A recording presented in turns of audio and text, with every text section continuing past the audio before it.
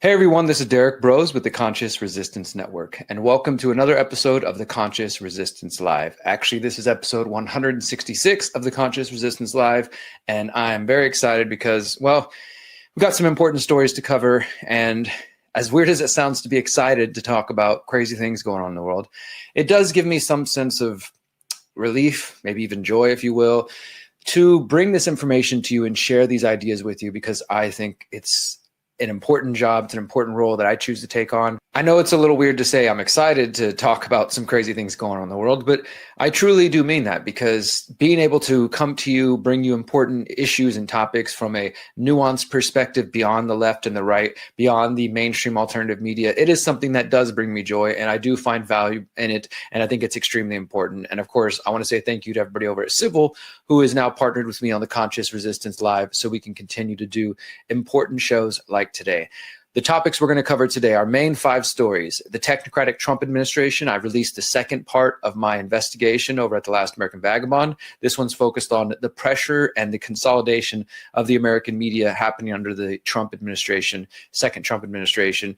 The second story is the Venezuela attack is imminent. I've been picking up on this story the last couple of weeks, and every week it seems like we're getting closer and closer. And unfortunately, in my mind, doesn't seem like there's much resistance public. I mean, maybe there's people doing other videos about it. I'm sure there are, but I'm not seeing any, anti-war marches against Venezuela. I've seen that in the past with Syria, seen that in the past with other instances. And it just seems like we're moving forward and closer to that and doesn't seem to be much resistance or getting the attention it deserves. Our third story is going to be about the immigration fight against illegal immigration and the militarization happening around that. And as I've been telling you guys for weeks, Americans are getting caught up in that immigration dragnet. We got an update on that. Our fourth story is just a brief one looking at some recent changes that have taken place in the United States for those who want to visit from other countries and travel to the U.S. There has already been efforts to start rolling out biometrics and facial recognition at certain international airports. It has now become mandatory as of just the last couple of days. We're going to give you guys that update. And my final story of the night sort of relates to a lot of this. You guys know I went to the No Kings protest in Houston last weekend, and I put out 4 different interviews over the week and really highlighting just people's perspectives. I thought it was important because there's a lot of garbage out there. Especially if you're listening to MAGA media or just strictly right-wing conservative media, there's a perspective about these protests that I think is not completely accurate. And of course, if you listen to just left-wing media and the folks over there, then you're also going to get maybe a biased perspective from the exact opposite angle that the MAGA media will be getting you. What I tried to do with those protests and the interviews I did was to give you some nuance, some understanding of what's actually taking place. Today, we're going to look at the claims that George Soros and others, Rockefellers and others, are behind these entire movements, and thus there's no reason to pay attention to them. There's no reason to give them any credit or give them any treat them any serious kind of way. We're going to take a look at that and see if that is accurate. So all 5 of those stories happening today at the Conscious Resistance Live. Before we go further, of course, I want to let you guys know that, as I mentioned, I'm partnering with Civil. We've been partnering now together a couple of months, and things are going great. Thank you to everybody who's supporting and signing up at Civil. They are seeing that my audience likes what they have to offer. For those who haven't heard, Civil is a streaming platform and a podcasting network. They've got all kinds of amazing documentaries there, including all of the Pyramid of Power series. Episode 17, Volume 1 is there. Volume 2 will be out in just a few short weeks. I can't even believe it, but by mid-November is the goal we're aiming for. And it'll be exclusive on Civil before it goes anywhere else. So in addition to finding all kinds of content from me and stuff I haven't released and finding their other documentaries, you can also get access to this 10-week opt-out challenge. This is exclusively on Civil, guys. And I really, really hope you guys will sign up. I know some of y'all, myself included, can be very much against paywalls, and I tend to not do paywalls, but in this case, I do think it's worth it to work with Civil and to give you guys access to a platform that is better than many of the things out there. And it's a great value. You can sign up for $5 a month and you get access to everything I just mentioned, plus this 10-week challenge, or $50 a year. And I do have a coupon code for those of you who want to do the annual sign up in just a moment. The 10-week challenge started 2 weeks ago. I started with myself doing exit and build 101 talking about our mindset. And basically the way it's going is every other week, I'm giving a presentation and then John Bush is giving a presentation. So last Wednesday, John did a talk on the foundation of financial sovereignty, what he calls his 4 C's. This Wednesday, the 29th of October, we are going to be talking about how to unbank yourself. And this is one of the most challenging areas I find. And it's something I've outlined in my book, How to Opt Out of the Technocratic State, which you can download for free at theconsciousresistance.com/how-to and purchase in Spanish, French, and German, and of course English. And there's a free audiobook. So for this week, I'm going to be diving deep into my experience with banking systems, getting out of them, partially getting back into them, and ways to think about that. And I think this is going to be invaluable information. Next week, John Bush will be back with what he's calling the anti-fragile resolve. After that, in November, I'll be talking about my big tech exit plan, and it's just going to go on from there. So there's going to be a lot of important information you guys aren't going to want to miss. Again, every other Wednesday, all the way till I think John's last one is literally Wednesday, December 31st, the new year. So it's going to go all the way through this rest of October, November, and into the end of the year. And you can find this if you go to Civil, that's civl.com/TCR. That's the main landing page for my work. You can find more about the challenge and my other programs there. If you want to sign up for the annual subscription, which is just $50 a month, that'll cost you $50. You can use the code TCR20 for 20% off that. And I want to tell you guys this. I've recently been informed that is a limited time coupon, which is not going to be around very much longer. So if you're interested in Civil, I encourage you, go ahead and sign up for a year, get access to all this stuff. You're going to see the pyramid first, you get the challenge. And this challenge, as I said, is not available anywhere else. So I encourage you to do so. All right, let's go ahead and let's dive into what we've got going on. I did a new interview this week that I would highly encourage you guys to check out. It's with the artist formerly known as Ice Age Farmer. You may have heard of him. You may remember him. I interviewed him back in 2020, and he was part of the Greater Reset one year. He was supposed to come in person another time. It just didn't work out because he was dealing with a lot of stuff behind the scenes and not doing very well for a good time there. This new interview is called Tackling Your Shadow and the Omni Crisis with Christian Westbrook, formerly known as Ice Age Farmer. He now does content under Unshadowed over on Substack, YouTube, when they're not censoring him, and Telegram. You can still find him on Telegram at the Ice Age Farmer channel. This was a really cool interview, guys. Highly, highly encourage you to listen to it, whether you know who Ice Age Farmer is not. If you know who he is, you're going to be interested in the first 15, 20 minutes where we discuss his background and his history of what's happened since he disappeared 2022. He hasn't posted since May 2022. All of a sudden he pops back up this summer and says, hey, is this thing on? I'm still here. I'm alive. And has been slowly dripping out new content. But a lot of people don't even know he's back now. So this was an effort to highlight that. Also, Christian and I have been talking behind the scenes this entire time. There's a lot of different theories and conspiracies claiming he may have died or somebody may have come after him. And those are some legitimate concerns, I will say, but he is okay. He is alive. And I was communicating with him that whole time. And he promised me back then that he would, when he was ready to do interviews again, he would give me the first interview, and he kept his word. So thank you, Christian. So we talk about that, but we also talk way beyond that. I mean, this conversation was pretty wide ranging. We didn't really have a big plan. I asked him his thoughts on current events. Somehow we ended up talking about spirituality, philosophy, the search for meaning, truth, all these great things. I really think you will enjoy that. So go ahead and find that at theconsciousresistance.com.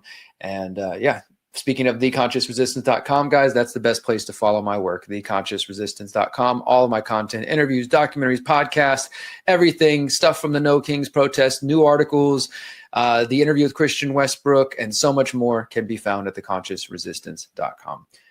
So as I mentioned, our first major story of the night is going to be focused on the ongoing investigation I have, which is at thelastamericanvagabond.com. If you're not aware, I am a contributor at thelastamericanvagabond.com. Visit Ryan's website regularly. You can also get access to my author page, which is what you're looking at right here on the screen. Just every article I've written for T-Lab since May 2020 can be found here. And you can also find a link, and this, of course, will be in the show notes over at theconsciousresistance.com. There is now a little landing page, the Technocratic Trump administration, which introduces my series. The first part was on public-private partnerships. We covered this last week. Today, we're talking about pressuring and consolidating the media. And as this article kind of ends on a cliffhanger, next week, the next article I'm writing this week will be focused on just going deeper into that Zionist relationship with the technocrats in Trump's administration, which is something I warned about for some time, that the technocrats and the Zionists were fully behind Donald Trump. And we're finding that out clear as day now. So if you're not familiar with my writing on The Last American Vagabond, do check out this landing page. Get caught up if you missed last week's episode. But today, we're talking all about the media. And, well, let me just get into it, and then I'll share before I digress, before I even get started. Let me share this with you guys. This is an important topic to me because obviously I work in the independent media, the truly independent media, funded only by people like Civil, who I can trust and work with because we're united by values like human respect and individual liberty and voluntarism, and by you guys, those of you who support me on Substack and buy me a coffee or send me cash in the mail and do things like that. So I care about the state of media, and I care about the independence of media more than anything. I also am a history and journalism nerd. I didn't go to journalism school originally. I later took courses as an adult and taught myself everything I know, learned from other independent journalists, and I just have that investigative instinct. I think you either have it or you don't.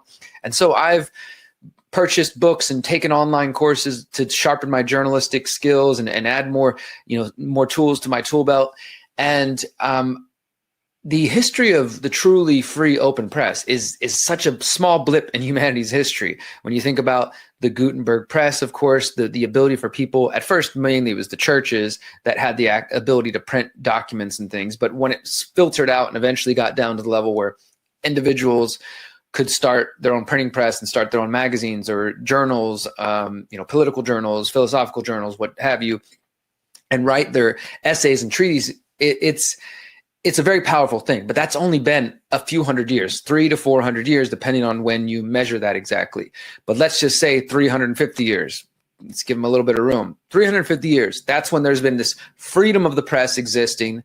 And even that wasn't fully free the entire time. As people started to get the ability to print, their views weren't always welcomed. There's a history of anarchists and journalists who have wrong opinions being silenced and just their printing presses being shut down, their magazines or their zines or their books being burned. It's nothing new. This has existed the entire time of humanity's history that we've had the ability to write and spread information. And in fact, that's why it was such a big deal when the United States and then other countries and constitutions sort of built in this freedom of the press, the idea that the press could say whatever they want, and of course, not libel, not slander, but could report whatever they want. And people can have all kinds of opinions, wrong, right, as sad and as weird as it is. That's the world we live in. So it might drive some of us crazy when we see people out there on the internet holding clearly false views, but they have the freedom to believe that what they want. They have the freedom to report that information and to share it. Now, of course, there are limitations and people can be sued for lying and things like that. But generally speaking, this idea is relatively new, has always been new. And so when it comes to journalism, when you go back to the muckrakers and the progressive movement of the early 1900s, late 1800s, and exposing the oil industry and the factories and things like that, those weren't always welcomed either. But those folks set the standard for being a muckraking journalist, being somebody who asks hard questions and digs deep. And that is not always well funded. In fact, it's rarely well funded.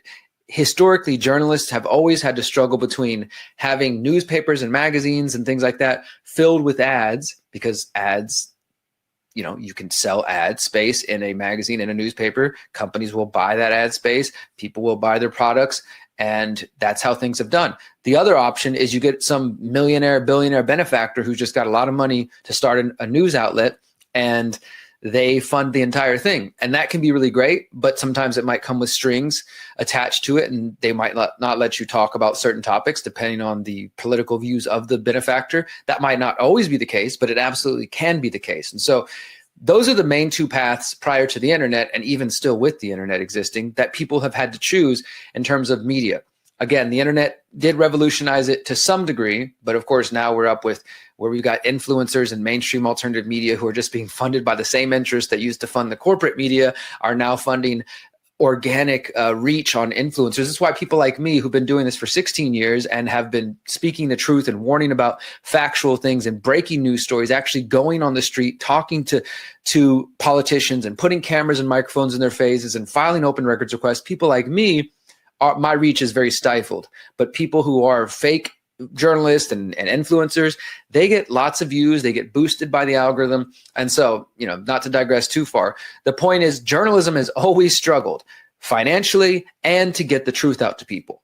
So I say all that, this long-winded introduction, this little history to journalism, as we look at what the Trump administration is doing to journalists, including the mainstream media. And I know lots of people, the reason I said this is because I know many of you are going to say, oh, Derrick, I don't have much sympathy for Jimmy Kimmel or for the Pentagon press corps. Derrick, who cares? We know they lied about COVID. They lied about the Iraq war, this and that. And all of that is true. And at the same time, the mainstream corporate media is responsible for some of the biggest stories that we in the independent media take for granted. Where do you think MK Ultra came from? It was written about by the mainstream media. Where do you think the so-called Project Mockingbird, Operation Mockingbird, the awareness in the 60s and the 70s that came when we realized that the U.S. government agencies, military intelligence agencies, had been infiltrating U.S. media for decades, since at least the 1940s, that came about through congressional hearings and was reported on in the mainstream media. So while we often bash and rightfully so criticize and attack the mainstream corporate deadstream media, that doesn't mean every single person working for the mainstream media is fake or is a liar and that every story they've ever done is wrong. I think that is part of the psyop as well, to destroy faith and trust in institutions like government and media, which again, I am no fan of in any way, but to destroy faith in them in order to redirect that energy towards this fake mainstream alternative media. Yeah, don't trust the old guys. They're always wrong. Everything they say is fake. Trust us, bro. And a lot of times the alternative media is horrible with show notes and showing their homework or showing the alleged facts they claim to hold. We're going to talk about that later. So my point is, things are not as black and white as what people want to believe. It is more nuanced. Not every mainstream story is fake. Not every independent media story is true, or alternative media story is true. You can't just trust somebody like Alex Jones when he said, "Oh, I talked to some high-level sources, insiders, or other people." Doesn't mean they can't develop sources. And as a journalist, again, like myself, who's not the biggest journalist on the planet and still has a fairly small following and across platforms, I get people to reach out to me. I get sources. I develop sources. So sometimes it is true that you might say, hey, I can't tell you who told this to me, but it's an inside source at the United Nations or wherever else. And that's the case. Other times, I think these people are completely full of shit and just making up stories to scare you, to keep you in a bubble, left-right paradigm, all this stuff. I could go on and on and on about the media. I know I'm trying to get to this Trump story, but I feel like I have to preface all this, guys, because every time I've been sharing some of the information in here, people accuse me of being a defender of the mainstream media. I've got this guy over on Substack trying to argue with me, telling me that I'm just, I've proven that I'm controlled opposition because I'm defending the legacy media and they lied about COVID and they lied about 9/11 and all this stuff. And those are true accusations. They did lie and they continue to lie. And I don't have to agree with them on everything to also recognize that an attack on the media, even if it's the mainstream media, is not going to be good for transparency in the long term. All right, now that I've spent 20 minutes introducing this article is called The Technocratic Trump Administration, Pressuring and Consolidating the Media. Not only is the Trump administration launching PPPs, public-private partnerships with big tech companies, they are seeking to dominate the media landscape. So I'm not going to read the whole thing. This is a fairly long article. For some of you, it's not 20,000 words, but it's a couple thousand words. We're just going to go over the main points that I highlighted here. First one, the canceling of Jimmy Kimmel. I covered this a couple of weeks ago. This is just my views in writing.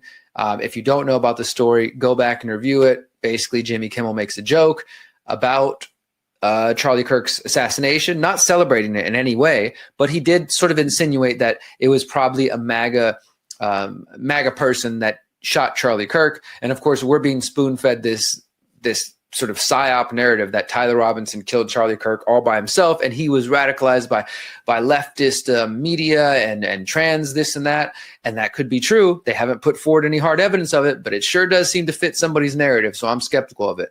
What I think was most triggering to Trump and the people in MAGA in the White House was that Kimmel joked about Trump's reaction to the shooting, saying that he had that he reacted in the way that a 4-year-old mourns a goldfish, because Trump was being asked about Charlie Kirk shooting, and he's like, "Yeah, I'm doing great. I'm trying to heal from Charlie Kirk shooting. I'm doing my best to get." He just like gave this bullshit answer, like he tends to do, and then immediately segued to like, "Oh, by the way, look, they're getting ready to build the new ballroom in the White House," and so Jimmy Kimmel says he mourns like a 4-year-old mourns a goldfish.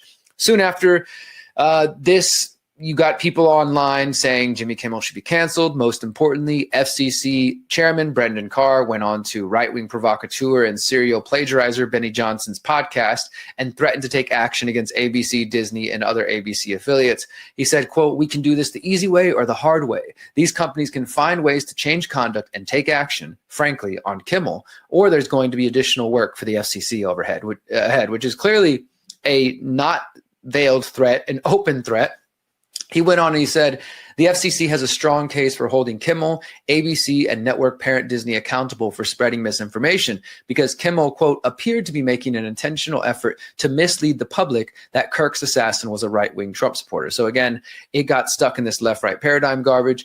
Then Jimmy Kimmel starts getting canceled everywhere. I'm sure you guys have heard all about this. And it was only for 5 days. And then he comes back on TV, and maybe the whole thing was a stunt, but it's not setting a good precedent, because to have the head of the FCC, which is supposed to regulate the airwaves, including television and in some ways the internet, but not really, but TV, radio, sort of old legacy airwaves, to go on there and say we can do this the easy way or the hard way is definitely not sending a good message. I mean, that's just, it's clearly a threat. And no, that's not a defense of Disney or ABC or Jimmy Kimmel. Again, I'm not going to keep repeating it, but hopefully my audience is more intelligent than that, and you guys can understand the nuance here, that it's not a good precedent. That doesn't mean you have to support the people saying dumb things on TV. I mean, who the heck's watching late night TV anyways? Most people not. People are watching the clips on YouTube. They're not actually staying up to watch those people. Nevertheless, it does indeed seem that Kimmel's statements were wrong. Like I said, we're being fed this narrative that Tyler Robinson was radicalized by left-wing ideology in recent years. I don't know if that's accurate. Seems like a setup to me, but that's what they're saying. So in that case, it makes Kimmel look wrong. See, look, he said it was a MAGA Trump supporter, but it's actually a guy radicalized by left-wing trans ideology. It just plays so perfectly into the left-right paradigm. Neither way, this shouldn't have any involvement with the FCC chairman. I mean, he shouldn't have got involved, but obviously this guy is Trump's lackey. And if you don't know about Carr, let me just give you a little background real quick. Carr made it clear that he had plans to use the FCC to crack down on speech that he believes doesn't serve the, quote, public interest. Over the years, he has argued that he can withhold licenses from media companies if he believes they are biased against conservatives. He also authored the FCC chapter for the Heritage Foundation's controversial Project 2025 policy. If you remember the Project 25, which Trump tried to deny had anything to do with him throughout the election campaign. He's just like, well, I have nothing to do with that. Now there's dozens of former Heritage Foundation members and authors of this Project 2025 policy program in the White House with him. Carr was one of those people who authored that chapter, and he used the chapter to call for restricting social media platforms under the guise of fighting censorship and championing free speech. Sounds familiar, right?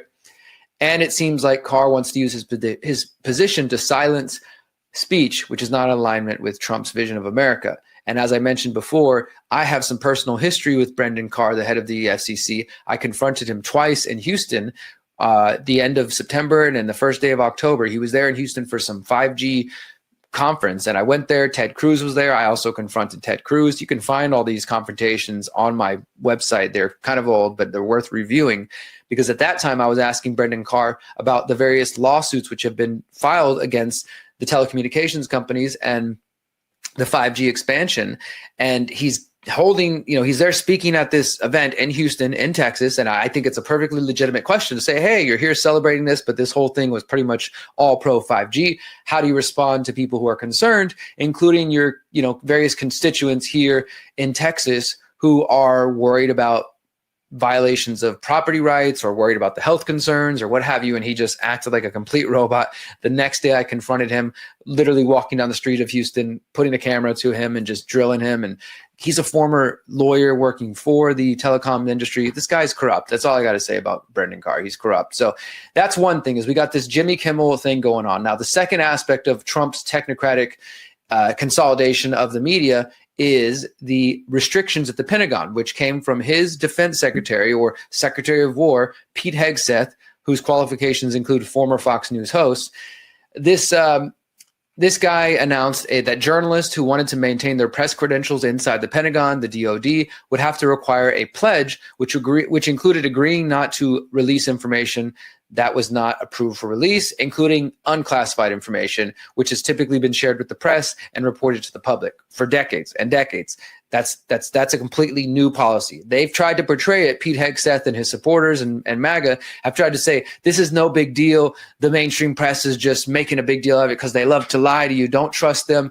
This is not a loyalty pledge. All we're saying is you can't roam the hallways for free, freely. And as I talked about in past weeks, on one hand, this is understandable because, as I was kind of sharing in the introduction, journalism has always been a cat and mouse game between the state and the people who are trying to get the truth out, because the state wants to stop and limit them, and it's difficult to get financing for it. But when you can do it right and you've got financing to pay qualified journalists who can go out and investigate, and I don't mean qualified like in the mainstream, I mean anybody who understands journalism ethics and knows how to dig and get stories. If you can get them financing and resources, they can go out there and do good work. And the state and its various apparatuses do not want that. So what you do is you develop sources. You get people from the inside to leak information, to share information. That's good for you and me, guys. That's good for the public. I feel like people at MAGA are being deluded to think leaks are bad because Trump has spoken against leaks, which make him look bad. So now people are saying, oh, it's bad whenever the press is leaking things from, to the public that could harm the military or this and that. I mean, I feel like we're literally repeating 9/11 over again. There's so much militaristic propaganda going on right now. So MAGA and some people are making excuses for this, but at the end of the day, it is a way to control and limit what the press inside the Pentagon can do. Yes, they have been restricted in the past from where they have access to. That's kind of standard. I don't think any of these journalists are saying they should have free reign to the entire Pentagon, and it's crazy for Pete Hegseth to say no to that. That's not the major thing. The thing is making them sign this pledge, swearing that they won't release information. Here's what the 17-page directive states. Information must be approved for public release by an appropriate authorizing official before it is released, even if it is unclassified. The signature form includes an array of security requirements for credentialed media at the Pentagon as well. So most of the media have been speaking out against this. Last week, over the last week and a half or so, the deadline came, and it was either sign this pledge or get the heck out of the Pentagon. And the majority of the people chose to leave. Now, of course, Hegseth, as I quoted him here, he says, the press does not run the Pentagon. The people do. The press is no longer allowed to roam the halls of a secure facility. Wear a badge and follow the rules or go home. So again, he's trying to make it seem like this is just about people wanting to roam the halls. But in fact, it is about trying to limit information. And as I've kind of already shared here, this is a game of cat and mouse. The journalists are always having to battle the state and the military, trying to prevent them from gaining access to sources. But in the past, if information has been shared and it's unclassified, if it's unclassified, that means there's no classification. It's not classified as top secret, above top secret, secret, any of these kind of things. It's basically available for the public to know. So if the government didn't want it out, why wouldn't they just declare it top secret? Instead, they want to just make sure they have the ability to prevent any kind of information from getting out that could be embarrassing. And they want the journalists to come to them and say, hey, I'm going to share XYZ. Is that okay with you guys? I mean, this is just retarded. That's not how journalism works. Nancy Youssef, a reporter for The Atlantic who has had a desk at the Pentagon since 2007, said it made no sense to sign a pledge that said reporters should not solicit military officials for information. She said, quote, to agree to not solicit information is to agree not to be a journalist. Our whole goal is soliciting information. So it seems more about, like I said, forcing compliance. But when the date passed on October 15th, so a week and a half ago now, nearly every single journalistic outlet walked out of the Pentagon. There was images you could see on social media of all these journalists leaving. Some of them, they got boxes in hands. And again, I understand that MAGA media and someone in the independent media or even the conspiracy world, the so-called truth freedom community, were like, ha, ha, ha, look at those journalists walking out with boxes in hands. Get the heck out of here at the Pentagon. We're winning. We're triggering the libs. But it's because people's identity have been tied up with MAGA and with Trump, and they think, well, these people have said bad things about Trump, and so if Trump gets rid of them, that's good for me. But it's not inherently good for you at all. In fact, it's probably bad for you, because these are the media, the few media, who, while they may suck at 9/11 and talking about COVID and things like that, they were correctly calling out the Trump administration in many different areas. And also the idea that this is just left-wing press, CNN, New York Times, Washington Post, which did walk out, as well as the Associated Press and Reuters, even conservative outlets like Fox News, the Daily Caller, Newsmax, and the Washington Times, they refused to sign it. So don't let MAGA tell you that this is just some left-wing thing, that only the left liberal progressive press that hates Donald Trump and doesn't want to sign a simple pledge are the people complaining. Daily Caller didn't sign, Fox News didn't sign, which again is the former employer of Pete Hegseth, the man who implemented this policy. And they all put together a joint statement which said, today we join virtually every other news organization declining to agree to the Pentagon's requirements, which would restrict journalists' ability to keep the nation and the world informed of important national security issues. The policy is without precedent and threatens core journalistic protections. We will continue to cover the U.S. military, as each of our organizations has done for many decades, upholding the principles of a free and independent press. The only outlet who initially agreed to go through with this was One America News, which you guys might remember is pretty friendly, pro-Trump, various pretty news station that came out in the last decade or so, maybe even less than that, really in the Trump years. And they now have White House access. They've had it for a couple of years, and they refuse to sign this. They're like, no, we're good. We'll do whatever Trump wants. Now, ironically, as I found while we're researching this story, Gabriela Chuchia, not sure how to say that really. She is a former One America News reporter. She was actually fired by the news agency earlier this year after she wrote a Substack criticizing Pete Hegseth for some of his other media policies. She wrote, quote, Pete Hegseth has, it says that Hegseth has received much flack for holding only 2 formal press conferences during his term so far. So it's been 10, almost 11 months. He's only held 2 press conferences for the media.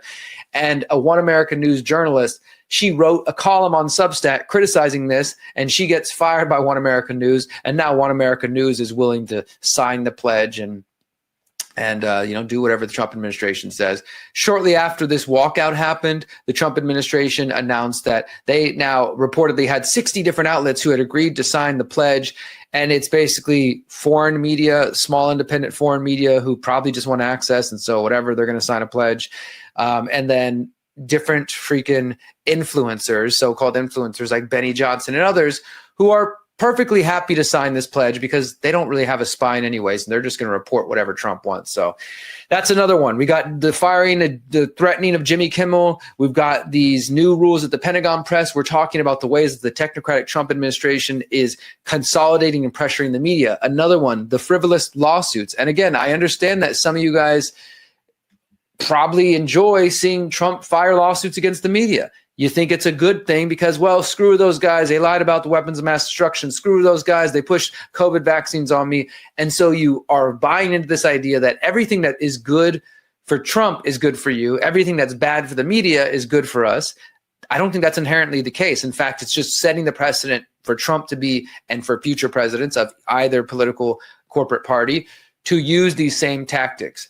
So Trump is known for being litigious. He likes to sue everybody and anybody, and he has always done this over the years. It's nothing new. It's not surprising. But as president, he's kind of gotten any worse. And as I wrote here, Trump has used the fake news meme to diminish trust in the media overall. He has conditioned his MAGA followers to believe that any story which paints him in a negative light is simply false and the result of legacy media suffering from Trump derangement syndrome. Of course, there are indeed political pundits and stenographers for the establishment media which have attacked Trump for false stories, including the Steele dossier, Russian interference in the 2016 election, which was definitely overplayed and exaggerated. But Trump has seized upon these failings to paint the media as nothing but biased propagandists. In truth, While the corporate media is full of flaws, they are not lying all the time. It would be more correct to understand that the media lies by omission and mixes truth with lies.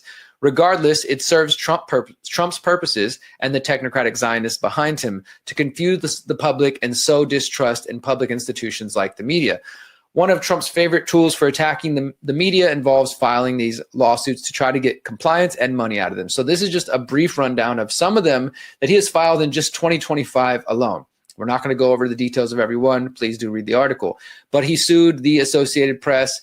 First thing is he got rid of the Associated Press in February, said they were no longer welcome to the White House because they wouldn't call the Gulf of Mexico the Gulf of America after Trump changed it on some maps and expected everybody to comply. So they said, okay, Associated Press journalists are no longer welcome. The Associated Press actually filed a lawsuit against Trump this time. Trump tried to fight it, of course. The judge ruled in favor of the Associated Press, saying that government cannot violate the First Amendment by punishing news organizations for their speech, including whether or not they choose to refer to a body of water by Trump's preferred name. However, despite this legal victory, the AP is still being blocked from Trump administration events. In July, Trump files a $10 billion, 10 with a B, billion-dollar lawsuit against the Wall Street Journal after the outlet published the report alleging that Trump drew a picture of a naked woman in Jeffrey Epstein's 2003 birthday book. You guys might remember this from a couple months ago. It was a big deal in the media for a little time, especially when Epstein was everywhere over summer. And Trump's like, oh, there's no way I did that. That doesn't even exist. He tried to claim that the Wall Street Journal was making the whole thing up. Eventually, the picture actually gets released once the Congress and some of the committees investigating Epstein started to release documents in the last month or two. And now we actually have a copy of the picture. And then Trump said, oh, well, that's not my signature. The signature looks just like him. He only signed it Donald Trump, not Donald J. Trump. People have found similar signatures from him over the years. So he went from saying, it's not me, I've never drawn a picture in my life, it's fake, that's not real. Then, okay, it's real, but that's not my signature, that's not me. So Trump's trying to sue them for $10 billion. And the Wall Street Journal is, of course, trying to dismiss the lawsuit. But as of just this past Tuesday, Trump's lawyers are trying to keep the case going. They filed a response trying to prevent it from being dismissed. And mid-September, Trump files a $15 billion defamation lawsuit against the New York Times and publisher Penguin Random House relating to articles and a book which was published by some of its reporters. A federal judge dismissed Trump's original 85-page filing, which is insane for a filing to be 85 pages long. And they dismissed it, the judge said, because it was too long and rambling. And last week, Trump's team refiled the lawsuit. Now it's only 40 pages long. So that's still ongoing. So we still got ongoing lawsuits with the New York Times, the Wall Street Journal, and the Associated Press is still trying to figure their situation out. And again, that's not a defense of those outlets and any lies they've told in the past. It's just that having a president who's literally suing the media for garbage reasons because they're talking about things he doesn't like. And then, of course, he paints it like, well, this is the legacy fake news. You know, you don't like them, so support me while I sue them. But thankfully, Trump's not always winning. As the New York Times notes, Trump sued the Times in 2021 and that the suit was dismissed in September 19th of this year. So in that case, Trump was instructed to pay the New York Times legal expenses. I thought that was funny. Not that it would be a lot, but it's just funny that Trump tried to sue them. He loses. He has to pay their legal expenses. Trump's reelection campaign also sued the Times for libel in 2020 over an opinion essay. So suing people for having the wrong opinion. And that lawsuit was also dismissed. However, there's a couple times Trump has succeeded, and this is where we're going with the next story. Trump has actually succeeded in forcing compliance and massive payouts from CBS and ABC News, both of whom recently agreed to pay $16 million to settle lawsuits brought against their networks.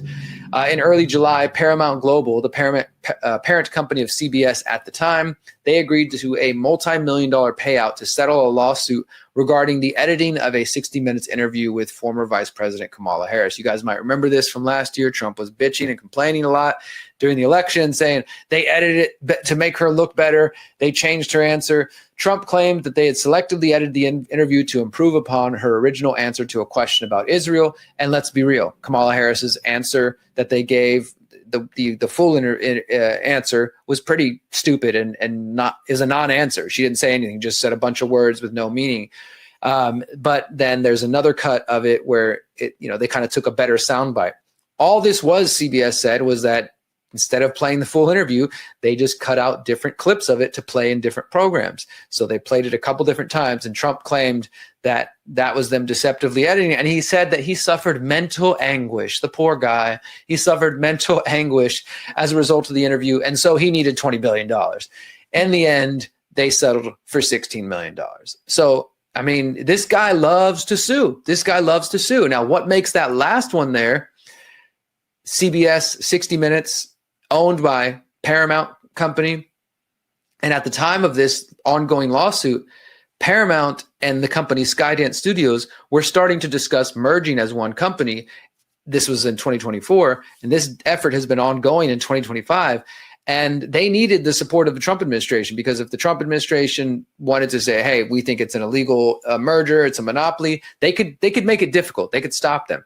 So while Skydance and Paramount, who own CBS, who own 60 Minutes, needed Trump's approval to get this merger, they also decided to settle a lawsuit with Trump for $16 million.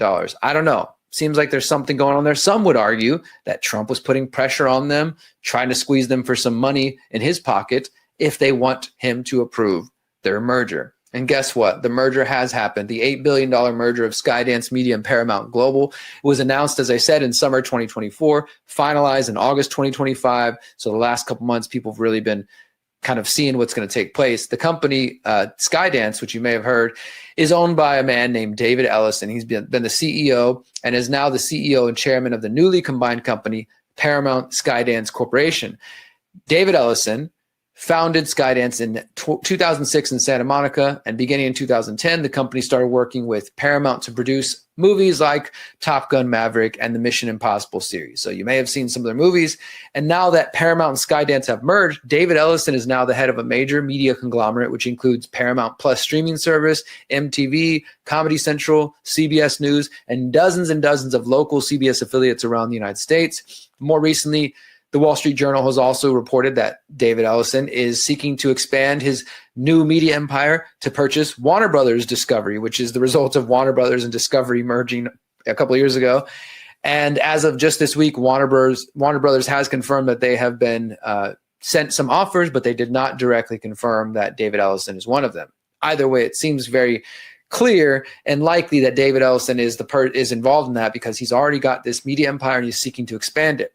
What does this have to do with Donald Trump and his technocratic effort to control the media? Well, the reason this is very consequential is because the Ellisons, the family, David Ellison, the son, his father, Larry Ellison, the CEO of Oracle, the second richest person in the world, they are very favorable and friendly to the Trump administration.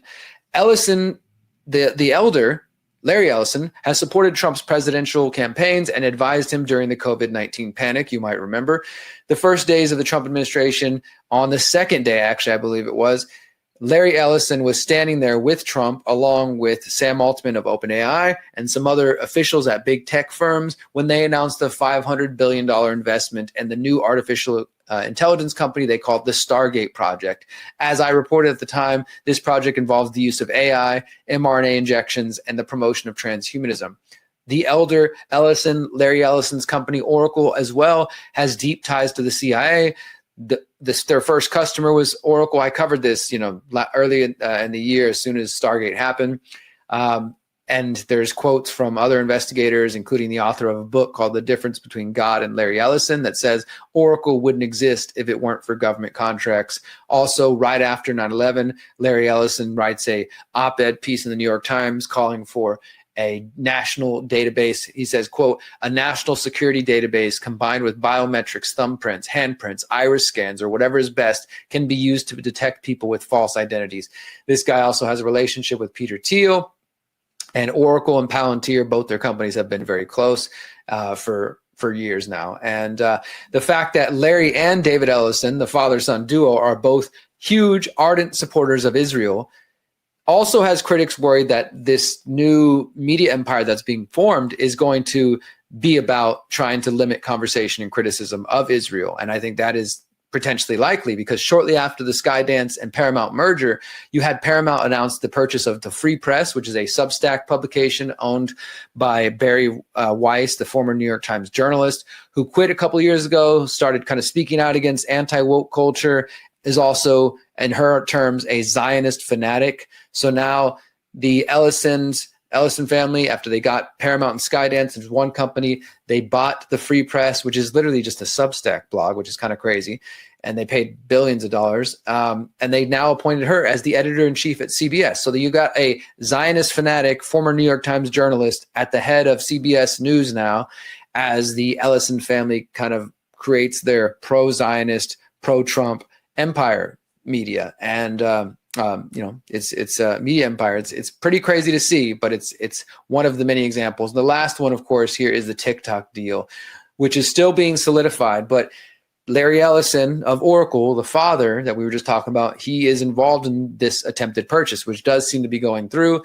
And the only information we have right now is that last month in mid-September, the Wall Street Journal reported that Ellison's Oracle is working with Silver Lake and Andreessen Horowitz to purchase TikTok as part of an effort to put TikTok under U.S. government control. According to the Wall Street Journal, if the deal goes through, they're going to form a new company, and that U.S. investors would have an 80% stake in the company, with China getting the rest. And the new company would have a, quote, American-dominated board, including, quote, one member designated by the U.S. government. Even more worrisome is the fact that Oracle would handle the user data at its Texas facilities. So this is ongoing. We still haven't seen it happen, but that to me is just another way that Trump and his allies, the technocrats, are gaining control, not just of the legacy media, but of social media through TikTok, which is one of the world's biggest apps, particularly with young people.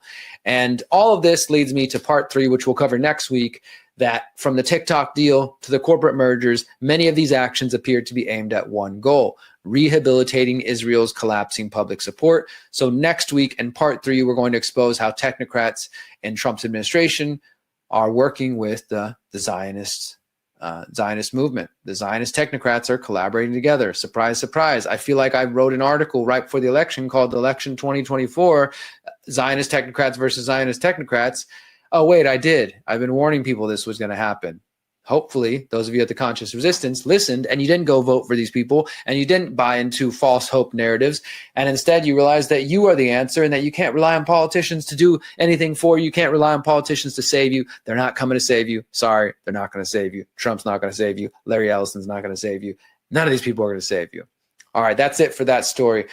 I want to let you guys know about a new project I just released. It's at Civil, actually. It's exclusively on Civil right now until November 21st. It will go public everywhere else. Welcome to 2030. I own land, live among like-minded people, and life has never been better. This is from my new documentary called Liberation 2030, which is actually based on a essay I wrote for The Last American Vagabond from a couple years ago, which was called Welcome to 2030. I own land, live among like-minded people. Just what this thing says here: life has never been better. That is the basis for this new mini doc. And as I said, if you sign up for Civil, you can get access to the 10-week opt-out challenge we talked about earlier, but you also get access to Liberation 2030 before anybody else. So let's go ahead and watch the quick trailer, and then you can take a look and see if you think it's worth signing up over at Civil for. In 2016, the World Economic Forum and Forbes magazine published a short essay titled, Welcome to 2030. I own nothing, have no privacy, and life has never been better. Written by Ida Auken, Denmark's former Minister for the Environment, the essay imagines what life might be like in 2030. The year 2030 was chosen because of its importance to the achievement of the United Nations Sustainable Development Goals and the Agenda 2030.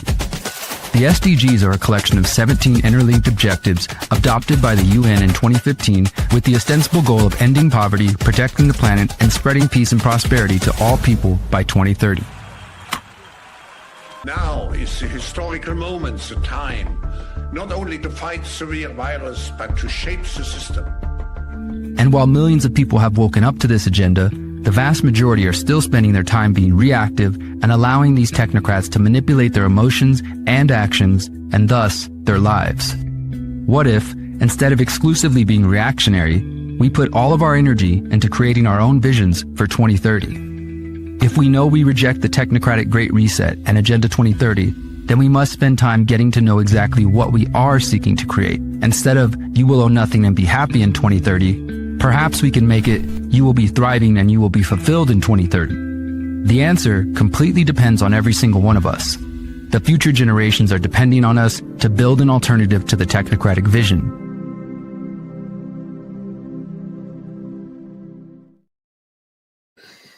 All right. So that is Liberation 2030. You can find that at civil.com/TCR. Go there, sign up, do the monthly campaign, monthly subscription for just $5 a month, or do the annual subscription for $50 a year. And you can use the code TCR20 and get 20% off right now. You'll get access to Liberation 2030 before everybody else. You get access to the 10-week challenge. And next month, you'll see the Pyramid of Power before anybody else. So I think it's a great deal. All right, let's go ahead and continue with our next story. All right, let's go ahead and continue with our next story. Unfortunately, it seems like what I've been warning about the last couple of weeks is getting more and more true every day. And that is that an attack on Venezuela seems to be imminent at any moment. This report here was just a day or so ago before I'm recording. Trump considering plans to target cocaine facilities inside Venezuela, officials say. Now, it's interesting because some people will hear that headline, the drug warriors from the 1980s who still believe in all the drug war propaganda, will hear that and be like, great, I hate drugs, and drugs are getting to American youth, so let them go after Venezuela and target those cocaine facilities. But you might want to ask them if they have any evidence that there are cocaine facilities in Venezuela, or if it's just more U.S. government propaganda, because as this article and plenty of other research has found, there's literally no evidence that cocaine is coming from Venezuela. Not to say that there's no cocaine there, because I'm sure there is, but it's being produced in Ecuador, Colombia, and many other countries, but not Venezuela. Even the U.S. government's own drug agencies say that there's not much going on there. Nevertheless, the Trump administration continues to play that tune, and apparently some people are buying it. So let's go ahead and just look at some of the latest buildup. According to 3 officials talking to CNN, Trump is considering plans to target cocaine facilities and drug trafficking routes inside Venezuela, though he has not made a decision yet. Outward signs on Friday pointed towards a major potential military escalation as Pete Hegseth ordered the Navy's most advanced aircraft carrier strike group currently stationed in Europe to the Caribbean region amid a massive buildup of U.S. forces there. Trump has also authorized the CIA to conduct covert operations, as we covered last week.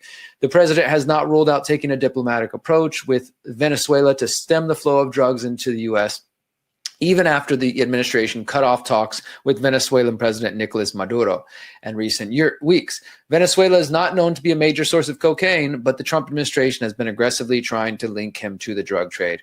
The one administration official told CNN there are plans on the table that the president is considering. He hasn't ruled out diplomacy. A second official who has apparently been involved in these discussions argued that there are many proposals that have been suggested to the president. A third official said the planning is happening across the government, but the focus is at the highest levels, is currently going after the drugs inside Venezuela.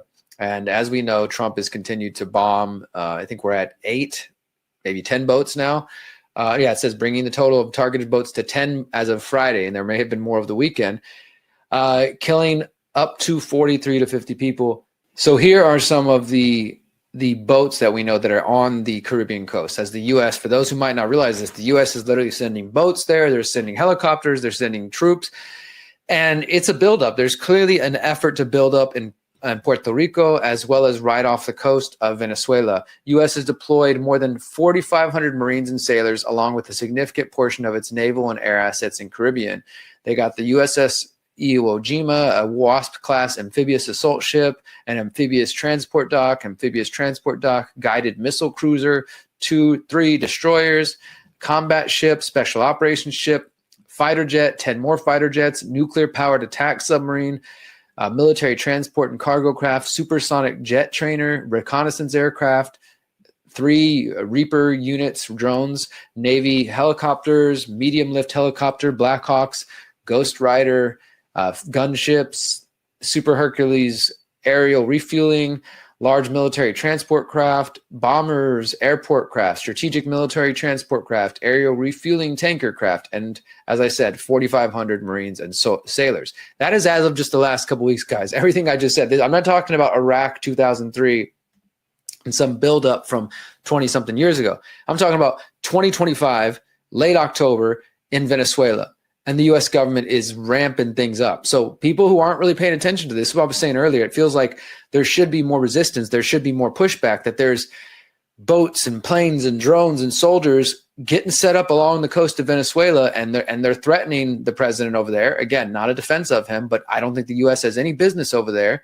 But they want that oil, and they want to put a puppet government in it that'll work with them. That's why they tried in 2019 with Juan Guaido, and now they're trying again with this woman who is apparently a resistance fighter who just won the Nobel Peace Prize, coincidentally. And it goes on here further that Trump has been talking about doing strikes inside Venezuela. That's one of the things I was warning about. However, the president has not made clear what that would entail, and Secretary of State Marco Rubio suggested drug routes might be targeted, alleged drug routes. Some administration officials are pushing for regime change and say that the drug campaign could lead to the ouster of Maduro. Let me make it clear. That is exactly what it's about. It's not about getting drugs or cartel members. It is about getting rid of Maduro.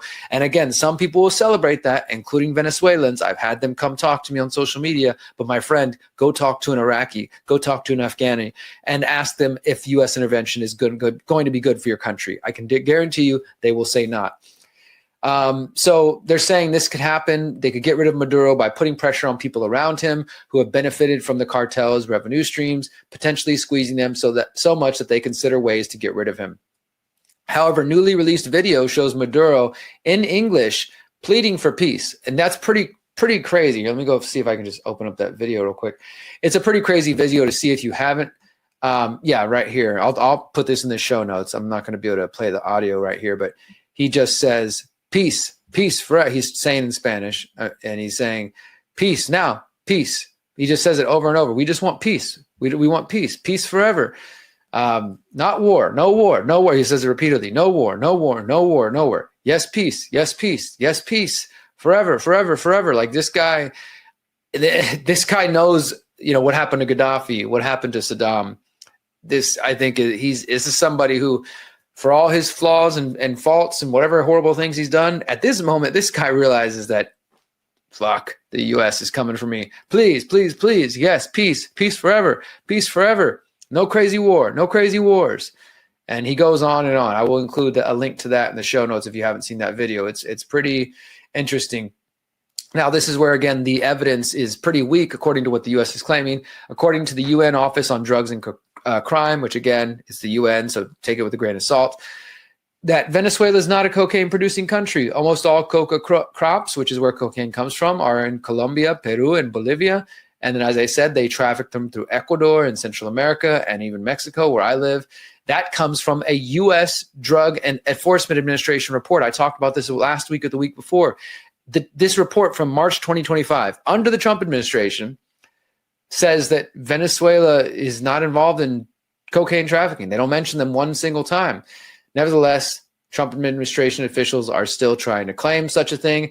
And this is like this sort of, catch-22 psyop thing going on right here, where Marco Rubio says, Nicolas Maduro is an indicted drug trafficker in the United States, and he's a fugitive of the American justice system.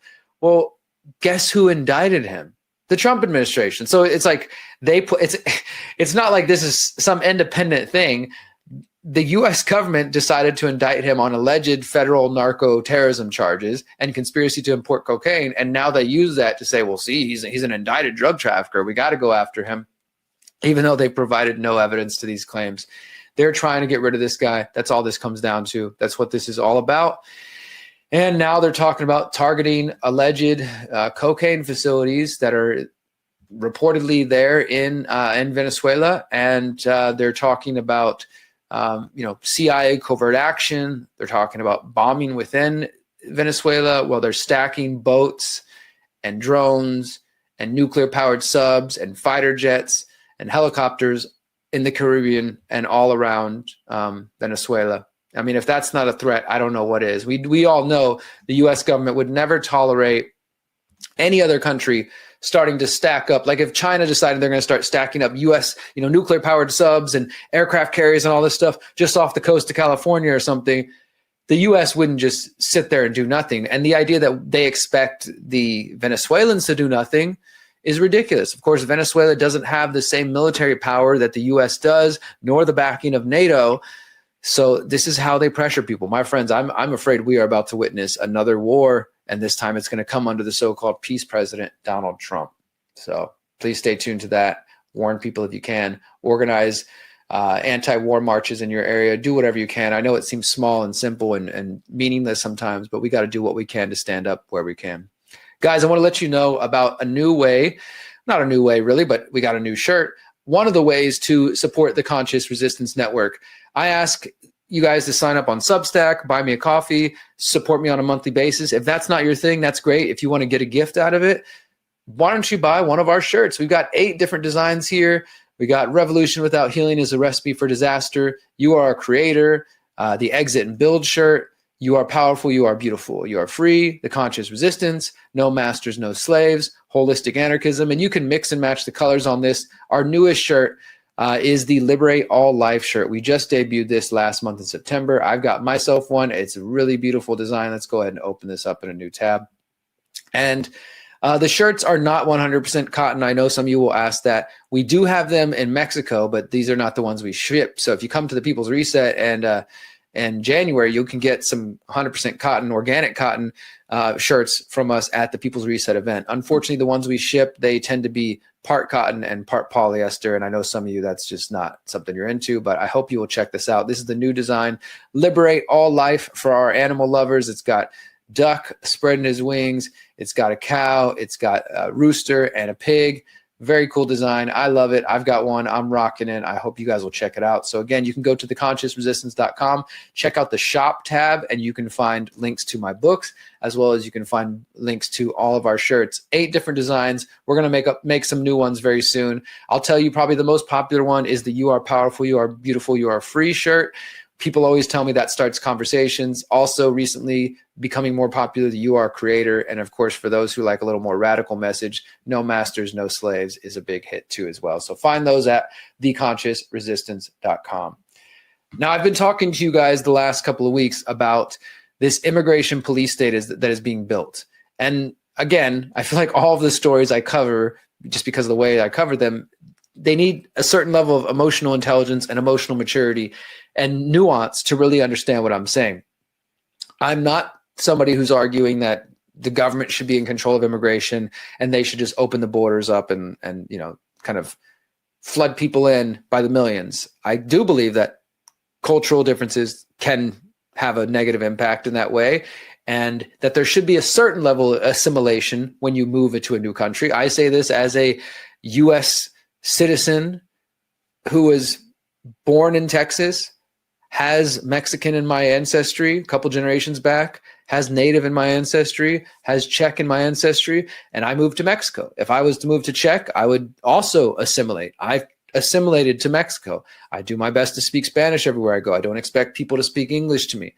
I understand that that's not the case in the U.S. and that some people come to the U.S. and they don't assimilate. I think the diversity in the melting pot is a beautiful thing, but I understand that there are real world problems with immigration. I also understand that many of you out there have bought a lot of propaganda and believe that 40 million immigrants came in during the Biden administration and they were all violent, dangerous, rapists, criminals, because you've been listening to Trump too much, for one. And there is no factual basis for those numbers. Yes, Biden does have a legacy of child trafficking. I can even pull up an article I wrote about that real quick. Maybe I'll do that. Let's do that live real quick. But those numbers are not accurate. That so many people out there repeat over and over. And so I'm saying all this to preface this. Here's my article that I wrote at the end of Biden's administration. This was November 2024, the Biden administration's legacy of migrant child trafficking. And there is some truth to that. And I talk about this and how there's these claims for missing children, 300,000 missing children and 40 million illegal immigrants coming through. These claims have not been backed by actual evidence. I would argue that it maybe millions of people did come in surreptitiously and illegally, and absolutely there were cities, progressive cities, where they're letting them in and then shipping them by bus, paid by taxpayers, to just random parts of the country and dropping them off, and that's not good for immigrants or for anybody. So there's a lot of mixed messages and false narratives out there when it comes to this stuff. My main purpose in talking about this is to get you guys to see that the immigration narrative is being used to build up the police state. Just like in the same way after 9/11, they said we need to go after Muslim terrorists. And everybody was like, oh my God, they attacked us on 9/11. So whatever, do whatever you got to do. But they allowed violations of the Constitution. They allowed surveillance. They allowed stop and frisk. They allowed profiling of people if they were Muslims or if they had brown skin. And now people are ready to allow, and they are allowing right now in 2025, because they said, well, they're Mexican or they're brown skin. So I'm sorry they got mixed up in it, but who cares? If they would just comply and go along with the program, we can get rid of the bad immigrants. And the other crazy thing is, since people believe that there are 30 million immigrants that came in, which again is not backed by evidence, there's probably nothing that Trump can do short of rounding up people and sending them out of the country by the millions to satisfy people. Because even the numbers of, okay, Trump has rounded up 10,000 people and they've shipped out 10,000 immigrants, that's not touching the millions that people believe actually came in. So I think they've created this support for militarization and this dangerous situation. So that, that's what I believe, and I've talked about for years, that the alleged fight against illegal immigration that has been happening under Donald Trump since he first popped on the scene, and the division of people, is by design in order for people to start supporting things like rounding up, like children in cages, which did happen under previous administrations, but it's never been in our face like this. So this isn't people are going to always pop in and be like, oh, Derrick, did you know Obama deported more people than Trump? It's like, yes, Obama did deport people. He was the deporter in chief as well. I remember people talking about that, and I didn't support it then. But what's the big issue, and I think people just can't seem to grasp, is the way it's being done. ICE people masked up, and you claim it's just being done because they're going to be doxxed. That's not true. They've never done this before. And the reason they might potentially be doxxed, because some people will try to do that, and the reason there's so much resistance in Chicago and Portland is not just because people are indoctrinated, but because nobody likes seeing this militarization of ICE coming in full on military, throwing in flashbangs, grabbing people out of their houses, bringing them out onto the lawn naked, little kids being taken out and handcuffed. If you haven't heard about this happened in Chicago a couple of weeks ago. And these incidents are not good PR. But it seems like MAGA and Trump, they love it. They want to be as aggressive and angry and violent and in your face as possible. They're like, the gloves are off. So they want there to be a little bit of this militarization and aggressiveness with it. They think it's something to celebrate.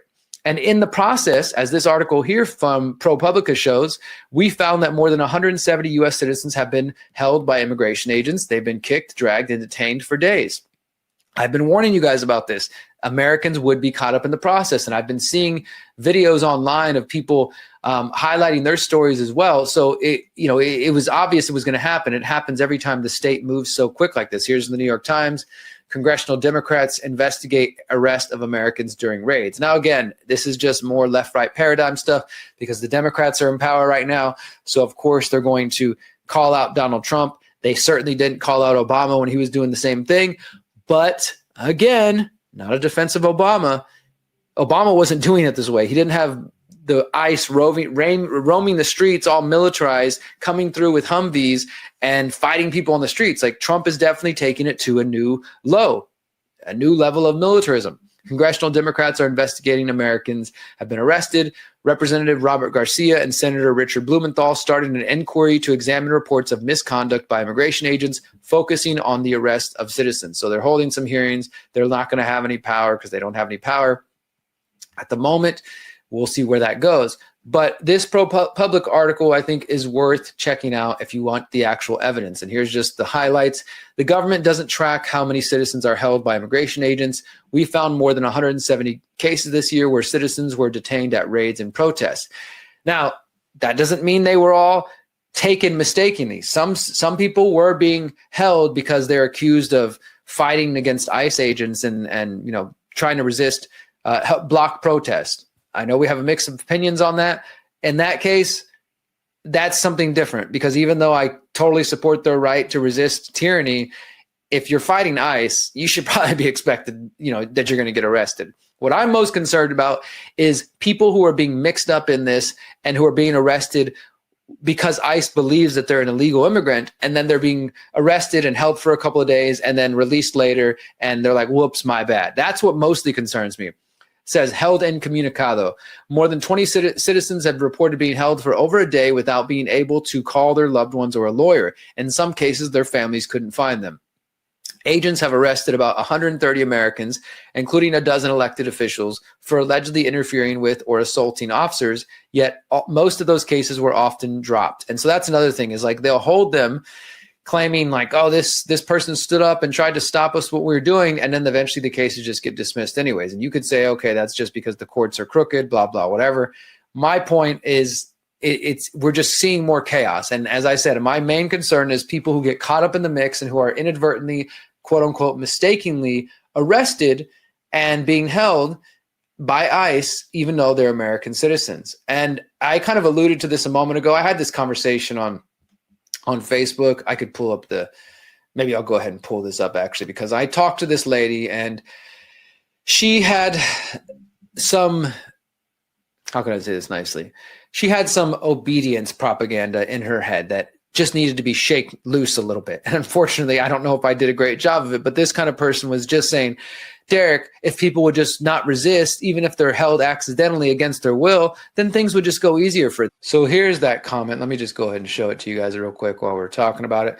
This is the lady I was talking to on Facebook. And like I said, we're going back and forth about immigration. And I explained the same things I'm saying to you guys here, that Americans are being caught up in this, she said. And she's responding to another lady. She says, bottom line is actual citizens that are truly legal of any color would make any detainment easier on themselves if they just cooperated and were respectful instead of this BS arguing and know their rights crap. If you did nothing wrong, you were only being inconvenienced. If you fight the process, you will lengthen your detainment. It's basic common sense that the world lacks these days. And it's like on one level, I get what she's saying, that she's like, look, if you just don't resist and let them figure everything out and just hope that it'll work out, then sooner or later you'll be released, instead of this know your rights crap. But that's just, I don't know, lady. And somebody was giving her crap saying it's because you're a white lady, so you won't be the ones being detained.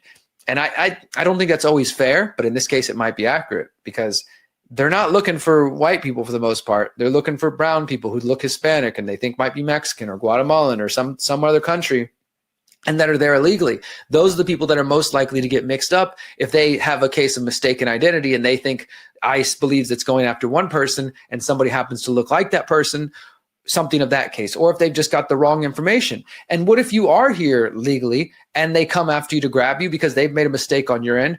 According to this woman, you just would make detainment easier if you just cooperated instead of arguing and knowing your rights crap. So instead of saying, hey, hold on, guys, I'm totally legal, I got all my paperwork, everything's good, please don't take me, which of course we know they don't listen. They just come in and grab you and kidnap you. And instead of doing that or saying, hey, somebody help me, I'm being held illegally, this is bullshit. You're just supposed to do nothing, go along with the process. If you did nothing wrong, you're only being inconvenienced. If you fight the process, you will lengthen your detainment. It's just basic common sense. I mean, this sort of bootlicking, and I reposted this, and this lady got really triggered by it. Of course, most people do whenever you highlight their nonsense like this. She got really triggered by it. I don't care. Get over it, lady. I mean, I just don't have any space in my mind for this kind of stuff. That it's just sad. It's just sad. It's sad, and it makes me sad to see that there are people out there that, with everything going on, whether you agree with the immigration stuff or not, and whether you support ICE or not, obedience like this is not good for any of us. This is not the kind of thing we should be promoting, supporting. We should, in fact, be encouraging people to push back against this. And I'm not saying fight the cops or anything, but absolutely you should know your rights. It's not crap to know your rights, lady. It's a good thing. If more people knew their rights, we wouldn't be in this situation. In fact, that's what I said to her. I said, if people in the past had known their rights and had exercised them instead of just going along to get along, we wouldn't be in the situations we are now. So no, it's not a bad thing that people want to exercise their rights. It's a bad thing that people didn't do it in the past, and now we're stuck in the situation trying to play catch up because people want to be obedient. So point is, Americans are getting caught up in the immigration raids, and I don't think it's going to go away. I think it's going to get worse. And supporting this tyranny just because you're not an illegal immigrant or because you think it doesn't apply to you, it's only going to come back to bite you in the butt later. I can pretty much guarantee you that.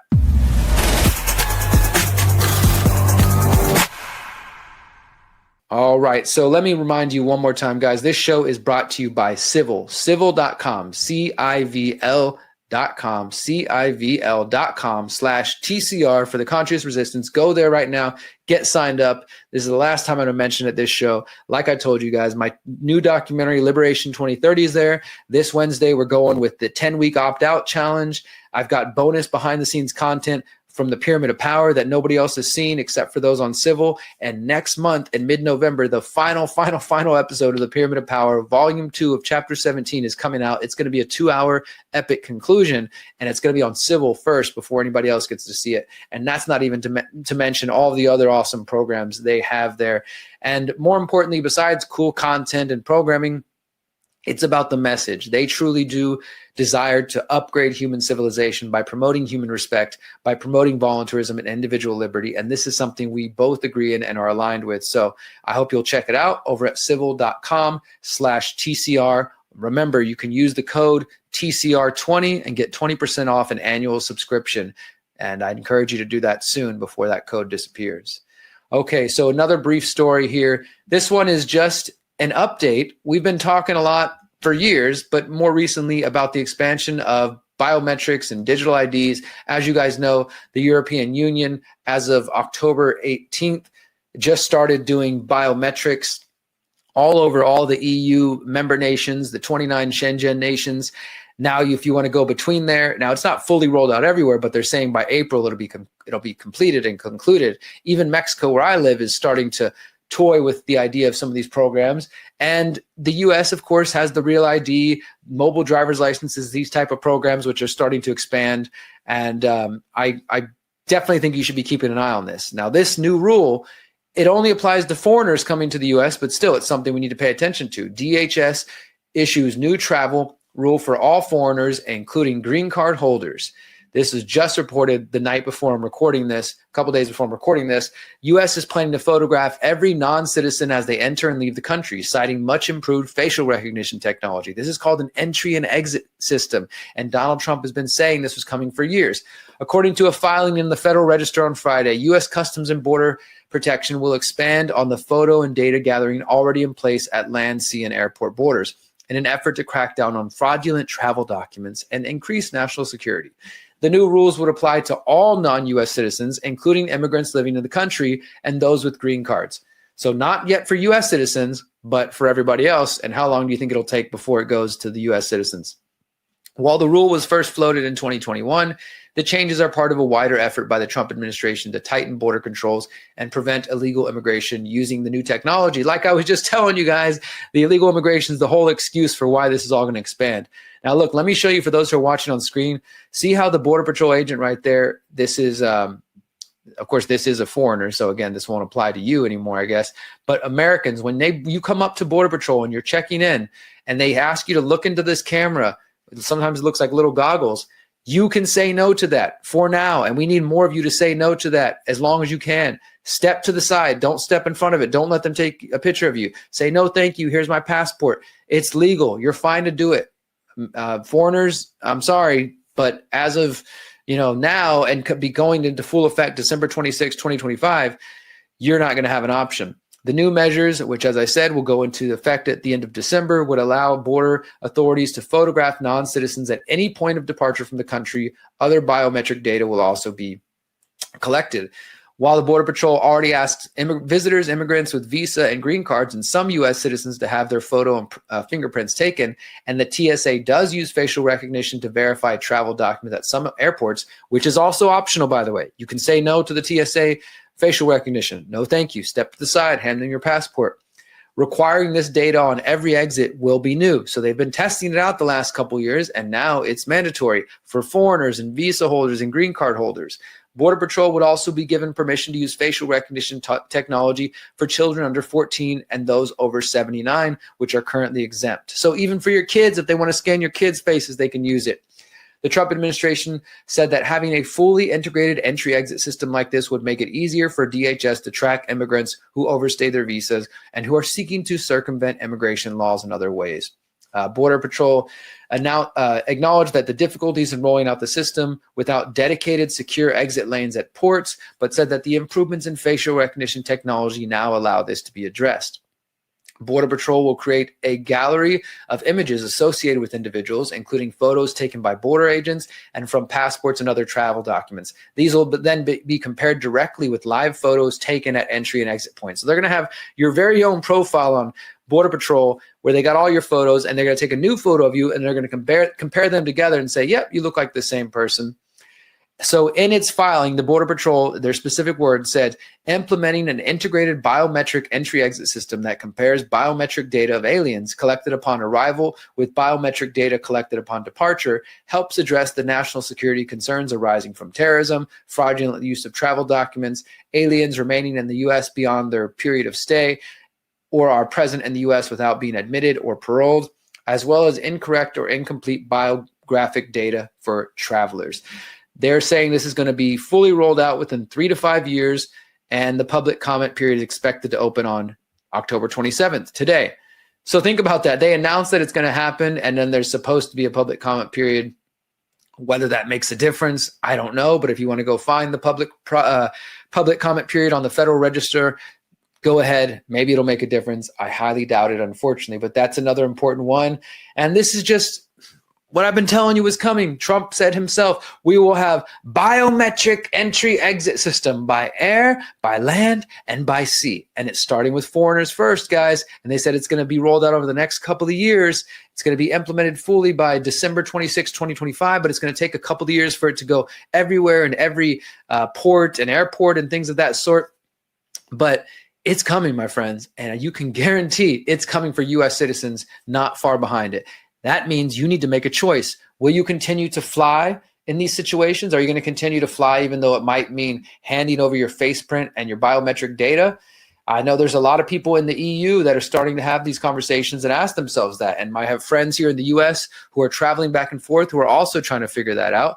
And that's something we need to consider. It's up to you to decide. I can't tell you whether that's the right move to do. I wouldn't do it. So you need to build yourself a life that's not dependent on their systems as much as possible. And you need to start right now. This is why exit and build is so important. This is why taking the 10-week challenge over at Civil is important, or downloading my book for free at theconsciousresistance.com/how-to and learning the exit and build strategy, or watching one of my dozens and dozens of presentations on these ideas so you can exit from these systems before it's too late. That our friends over at Above Phone, Take Back Our Tech, my buddy Hakeem Anwar, they have just released what I think is honestly one of the best reports I've ever seen, especially for the fact that it's all free information. Life Under Digital ID, a global analysis with solutions. This is an entire report based on all of the existing digital ID programs across the world. So this is not just US based. This is not just UK based, not Mexico. This is all over the world. And you can find out, I mean, it's pretty definitive. He did like a giant report, and I told him it's really good. It's also way too much and way too, a little bit maybe too tech savvy, tech focused for most people. So they're now offering it. They've trimmed it down. They've made it, I think, really perfect. It tells you where they're being rolled out, where they will be mandatory, what's life like under digital ID, how much time you have, and what you can do about it. All you got to do is just sign up for their email list right here. I will put this in the show notes, or you can just go to abovephone.com/digital-ID, abovephone.com/digital-ID. And I'll put that in the show notes over at theconsciousresistance.com. So that's worth checking out. For our final story, my friends, we are going to pick up a thread that I've been researching for a couple of years. As I mentioned earlier in the show, I went to the No Kings protest in Houston as a journalist, not necessarily there as a protester. I didn't have signs in my hands. I didn't march or anything. I just had my camera, had my microphones, and I asked some questions.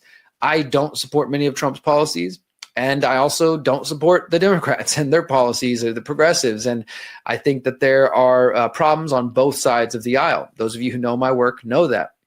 But what I hate more than anything are lies and misrepresentations of the truth. And unfortunately, that's what I see happening a lot from both left and right. But right now, it's mainly happening from the Trump supporters.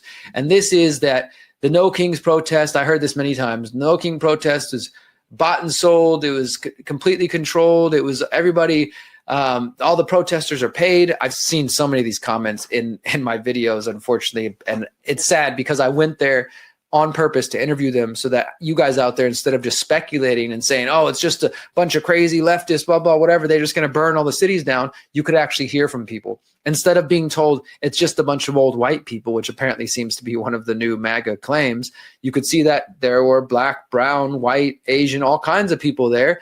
And there was young college students, people in their 30s, their 40s, 50s, all the way up to, yes, older white people. It was a mix of people. I don't know why people can't look for themselves, but here we are. People just listen to the garbage they hear on their favorite MAGA channel, and the left does it too in their own way. That's why it was so interesting to me to go there to see the hypocrisy. One of the biggest claims coming out, though, is that George Soros funded the entire thing. And I've seen a lot of people claiming this, and they've claimed this in the past about the 2020 protests for George Floyd. So here's one of the videos that I got sent to me. This has been seen 300,000 times on Twitter. Breaking update. I don't know who this guy is. Never heard of him before. Seamus Bruner. Breaking update. This Saturday, October 18th, No Kings 2.0 goes global. This was before the protest. And remember, before the protest, a lot of the right-wing folks, including this guy, were claiming that it was going to be civil war. There was going to be violence everywhere. Stay home. I had people telling me, Derrick, I wouldn't go out to those protests. You need to be careful. I'm like, you guys just listen to too much garbage on the internet.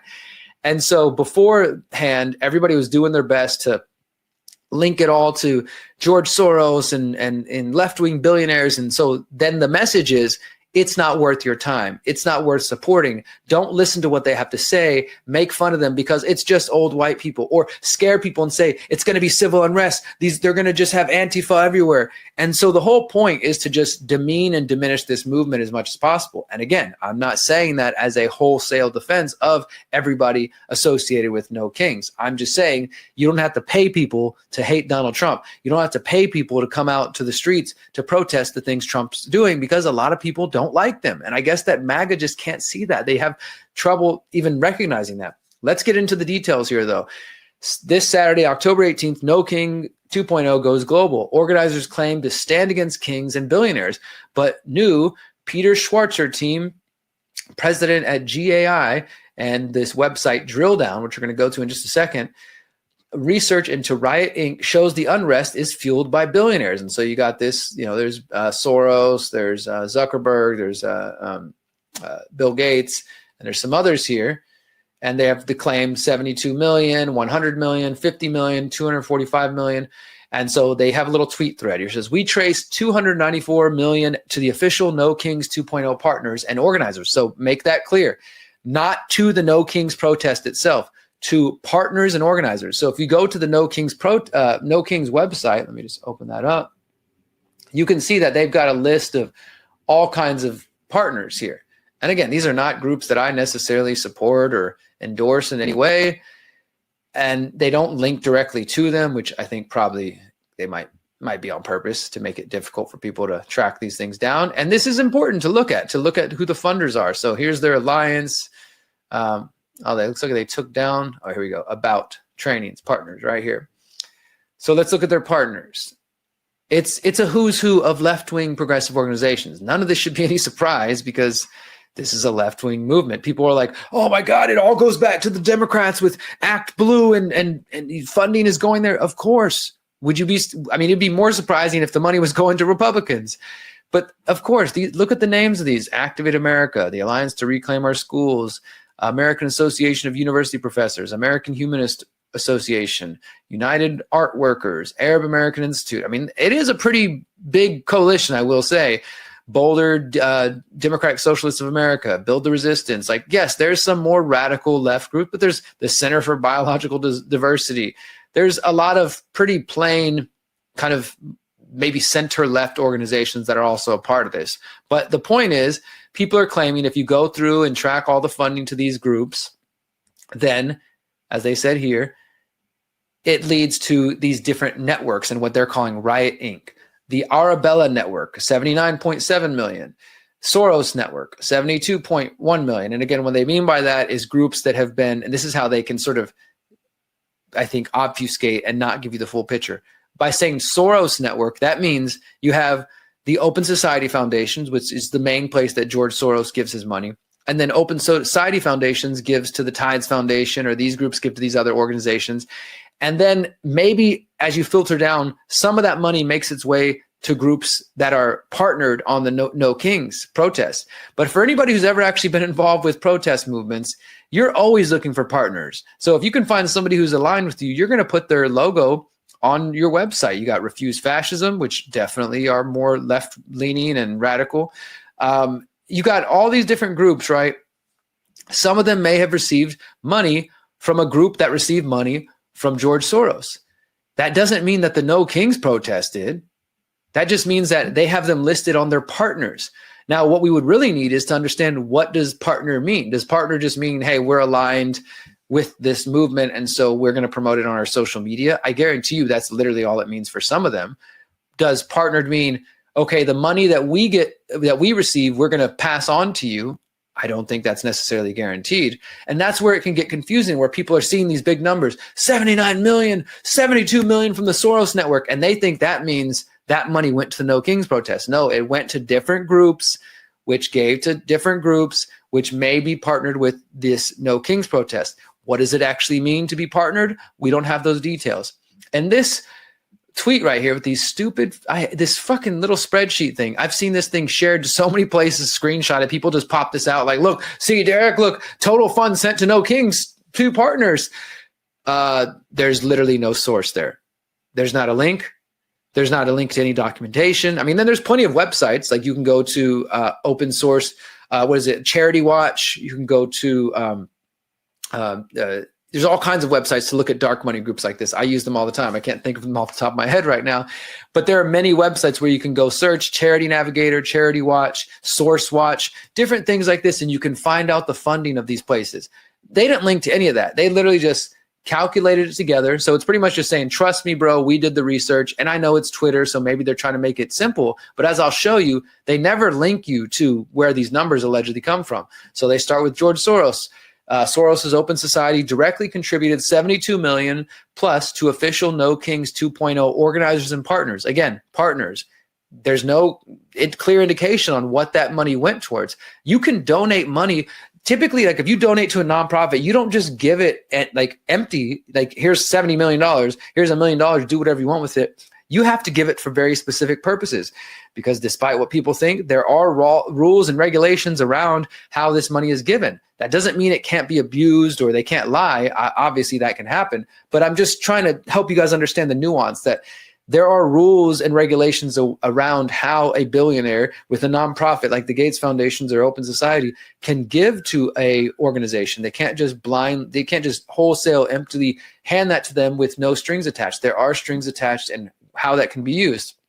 So it says Soros is the primary architect of Riot Inc. protest model and the master of color revolutions. And I've reported on in the past. Yes, George Soros gives to organizations all around the world. But in fact, over the years, I've become a little bit more skeptical and nuanced about this. I don't just see the name George Soros or even Bill Gates and automatically think, it's everything is bad, or that it's all, everything that they've done is wrong. I think that it's a bit more black, gray in there. It's not just black and white. Zuckerberg, again, Zuck's orgs funneled $50 million into Riot Inc. dark money network through Arabella and Tides Link foundations. His money helps underwrite the same protest infrastructure now powering 2.0, Kings 2.0. And so here's this picture. Again, my problem with this is these are just like screenshots of alleged spreadsheets, but there's, and it's hard to read. Here, let me go ahead and open it up bigger for you guys. But these are like alleged spreadsheets, but they don't really give you much detail. So let's zoom in here. We got 2023 Chan Zuckerberg Foundation, and they got the EIN numbers. That's at least a little more than before. Recipient, Rockefeller Philanthropy Advisors. Purpose, for the developing of a framework for practitioners, facilitating design. So again, here, now they're actually at least getting into the details. Like I said, you can't just give millions of dollars. There typically are there's stipulations on what the money can go to and how it can be used. And at least in this case, they're providing a little more detail. But still, those details don't necessarily show what they're claiming. So let's kind of look in here a little more. So yes, they're true that the Zuckerberg Foundation has given to the Tide Center, the Rockefeller Philanthropy Advisors Incorporated, Tide Center New Venture Fund, and you can look at what those things are supposed to go towards. Like in this case, again, support Bay Area homeless prevention pilot. What does that have to do with No Kings? Are they trying to tell me that because the Zuckerberg gave $2.4 million to Tides to support Bay Area homeless prevention pilot, that somehow has to do with No Kings? No, it doesn't. They have no evidence of that. What about when the Zuckerberg Initiative Foundation gave to New Venture Fund, and it's for Student Experience Research Network, and they gave $1 million to the Arabella, that's Arabella Network? What does that mean? That doesn't have anything to do with No Kings, but you see what they do here is they just add the whole thing up and boom, you get $51 million. And then you can go to Twitter and say, Zuckerberg has sent more than $50 million into the Riot Inc. dark money network through Arabella and Tides Link foundations. They literally have nothing to do with No Kings. That just means that those groups are listed as partners on the No Kings protest website. But that doesn't mean that that 50 million went to the No Kings protest. And then it goes on. They got a Swiss donor here. I mean, I think you guys are starting to get to the point. They, at least again, under the Bill Gates one, they do provide some more spreadsheets, but I mean, I'm pretty sure we can go to these spreadsheets. This is for the Zuckerbergs again. They got Tide Center for support Bay Area homeless prevention, for community justice exchange, for trans justice funding. I don't know what that has to do with No Kings, but people are acting like it does. And billionaire Bill Gates pumped $100 million into the same Arabella Tides Ford infrastructure funding this weekend's global protests. Okay, so Bill Gates gave $2.345 million to the Tide Center for K through 12 education. What the fuck does that have to do with No Kings? It has nothing to do with it. They gave $600,000 for post-secondary education. So they're literally taking donations to these organizations which have nothing to do with protest movements, and claiming that it somehow has to do with No Kings simply because some of the groups that receive the money are listed as partners under No Kings. Now, you could come up with a theory if you got evidence, or you could just make shit up like you do on a lot of people do on the internet and say, no, Derrick, that's a lie. It didn't really go to K through 12 education. That 2.3 million went to the pockets of the founders of the No Kings movement. But to do that, you'd have to provide evidence. But I guess in the age we live in, even if you don't have evidence, people will believe you. And so Bill Gates, and they go on, Mark Benoff. And again, these aren't people I support or endorse, but their point here, what they're trying to get across is obviously No Kings is not a grassroots movement. Where to go? Obviously, No Kings 2.0 is not a grassroots movement. This level of coordination requires serious funds. The protesters should just own it. Instead, they hold up anti-billionaire signs funded by billionaires. Are they being dishonest or ignorant? And so they try to just downplay and dismiss and diminish the entire movement. Here's another one. Anna Paulina Luna, who's this freaking this representative who so many people kind of have a crush on because she went on Joe Rogan and talked about UFOs and is mildly attractive, and she's in. I'm pretty sure the intelligence agencies engineered her, honestly, like put her in this position because she's intelligent, she's MAGA, she's attractive, and she's a useful propaganda tool. Anna Paulina Luna highlights Soros' alleged No Kings protest involvement. This is from the Floridian Independent Press, and they link to this tweet from her, which is basically the same thing. The No Kings protest was completely organic. Don't let anyone tell you otherwise. And they have this whole spreadsheet here. Let me open this spreadsheet up. I've double checked this. This spreadsheet is literally the same information at the other place. So a Jewish Voice for Peace Incorporated received 300,000 from Rockefeller, Tides 200,000. And so they have all the spreadsheet numbers and they add it up at the bottom and it says 294 million. And what does that turn into? Then the MAGA says the No Kings protest has received $294 million, which isn't true. It went to different groups who are partners with them. And as I said earlier, being a partner doesn't guarantee that they had anything to do with the organizing. It doesn't mean that any of the people on the ground received money, or anything like that. I mean, look at the groups that they're highlighting. These are groups that probably, in some cases, MAGA would support. Like, for example, Food and Water Watch. Do you know who that is? They received 200,000 from Rockefeller. Okay. that has nothing to do with No Kings, but Food and Water Watch is one of the plaintiffs on the fluoride lawsuit, the people who've been suing the EPA to reveal the dangers of fluoride and how it's damaging children's health. And they want us to be mad about that. They want us to think that, for one, that's a bad thing, that they receive some money that's going to something good. Again, that back with the nuance, not everything the Rockefellers have ever done is criminal or bad. Doesn't mean I support them and their eugenics agenda, but this is just, it's just garbage. And so people see this kind of stuff coming from this representative, and thankfully some people are pushing back. Look, somebody said this, like, they put a little picture of, oh yeah, remember this? Miriam Adelson gives $100 million to Trump campaign, making good on reported pledge. Yep. And remember, Trump was recently praising Miriam Adelson. And this is not anything new, guys. I talked about this, like I said, in 2020. What I'm doing right now is basically a part 2 of this video. I did this video in June 2020. Is George Soros more than a boogeyman? And I looked at the same thing, claims that George Soros is funding the protests for George Floyd, Breonna Taylor, Rayshard Brooks. And I went through dozens of links in this one, and I think this one is worth watching as well for people who buy this whole idea. Yes, it's true that George Soros does try to destabilize governments and has some of the groups he's funded have been involved in major protests. But George Soros has become this boogeyman, this punching bag for everything that the right hates. And it's lazy. I think it's just lazy, guys. I mean, it allows people, as I was saying earlier, to just say, oh, that's just a bunch of old white people. Oh, it's just going to be dangerous. It's going to be violent. Oh, they're funded by billionaires. And get people to not pay attention to the actual causes. Now, I went to the website that guy was promoting, the drill down with Peter Schweitzer, Riot Inc., the hidden networks fueling the unrest. And I started to look into this stuff, guys, and maybe some of you guys follow them. I've never heard of them until somebody sent me this. The control oligarchs are funding the fury. Bruner talks donor networks bankrolling unrest across the country. I don't see unrest happening. I see people resisting ICE. And these people also, like I said, they sure did hype it up like there was going to be riots in the street during this No Kings protest. They've got, here you go. If you go to their browser, Dark Money Inc., No Kings, Riot, you can go to these links and you can see what they've claimed. It's basically the same thing that they claimed. Here's the link that they claimed on Twitter there, that these billionaires are, they there it is. They show the screenshot of the spreadsheet and they've got these numbers here, 79.7 million, 72 million. But you notice they don't link to anything. It's just the Twitter thread again. And the Twitter thread really didn't go anywhere. I mean, they had screenshots of spreadsheets.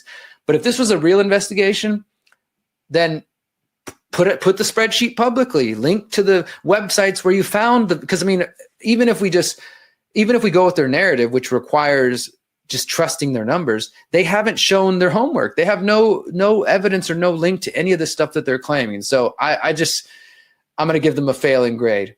Because for one, they're asking us to just trust their numbers with no links to the actual spreadsheets, no links to the sources of where they got these numbers. And let's say they did provide that and it's 100% accurate. They still are trying to insinuate that because these different organizations received money from open society foundations, and because those organizations are listed as a partner on the No Kings protest, that means that the No Kings organizers, the main groups behind it, which from what I saw are actually 3 or 4 groups, including one women's group in Florida. Not to say they've never received money from shady people, but it's not this dark money network that they're making it seem. The average protester I talked to in Houston is just a pissed off person. There was old liberals that were in their 70s. There was old, liberals in their 50s. There was younger people in their mid 20s. I mean, there was a mix of people. Just look at my interviews and you can see the diversity, and you can see people walking in the background and see the diversity of people, right? Those people were not paid by George Soros to be there. They don't have to be paid to go protest Donald Trump any day of the week. Now, let me show you one other final thought on this story. I posted this recently.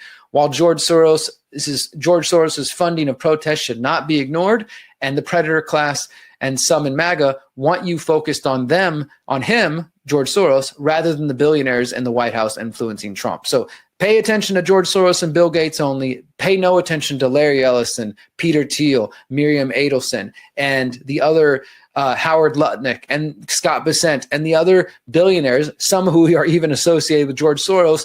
Pay no attention to the former WEF members and young global leaders and members of the Bilderberg Group and the Trilateral Commission who were in the White House with Trump. Only pay attention to George Soros and Bill Gates. How about we pay attention to all of them? This isn't about support the left-wing billionaires versus, being against the right-wing billionaires. How about we just call it all out, right? And don't play into that false left-right paradigm, that false dichotomy, my friends, because that is the real answer. That's the real answer that's going to lead us to Liberation 2030, which is what I'm after.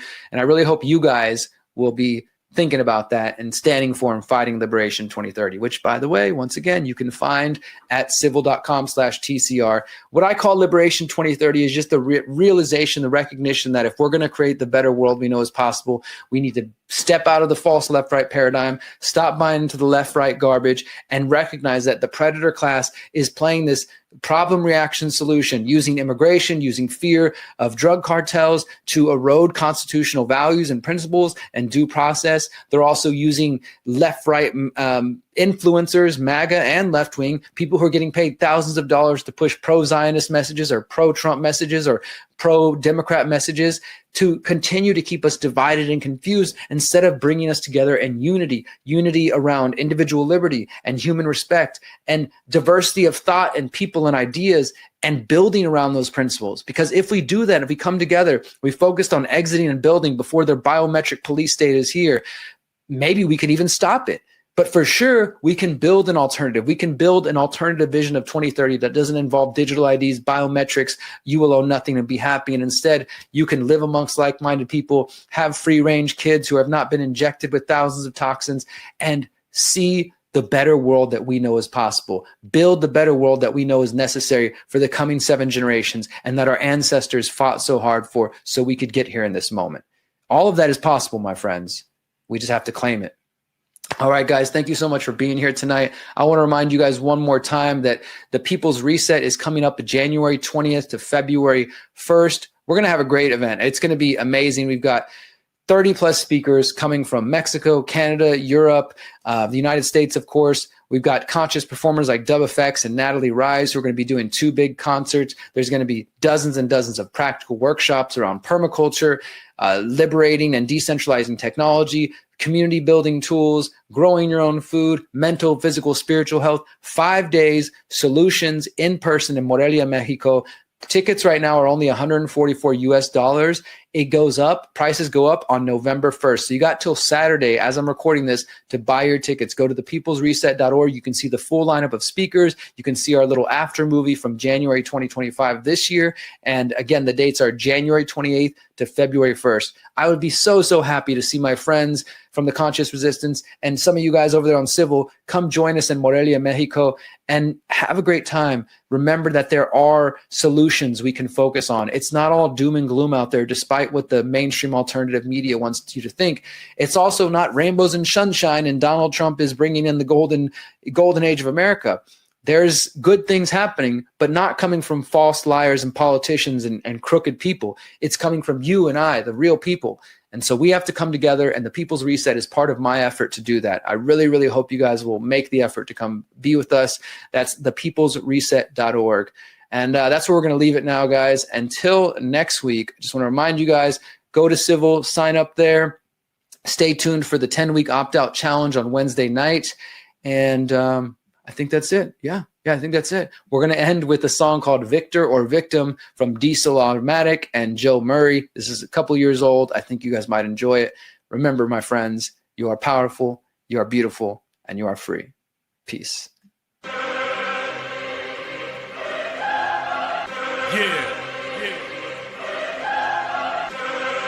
You know what we do. Get bigger. Time to hit them with the realness. The victim's mentality is an illness. Gotta see the bigger picture. Responsibility transforms a victim to a victor. The choice is yours, so pick one, victim or a victim. The choice is yours, so pick one, victim or a victim.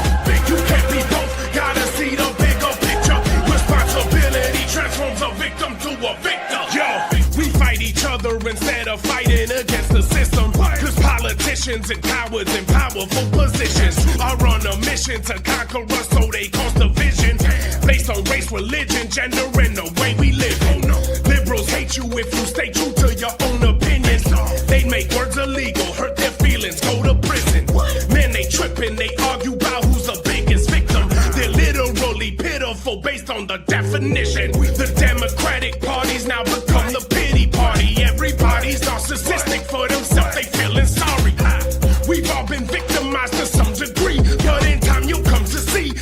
truly wanna be free, you gotta take your power back from the ones who did you wrong and the ones who wish you harm. You gon' tell them bring it on.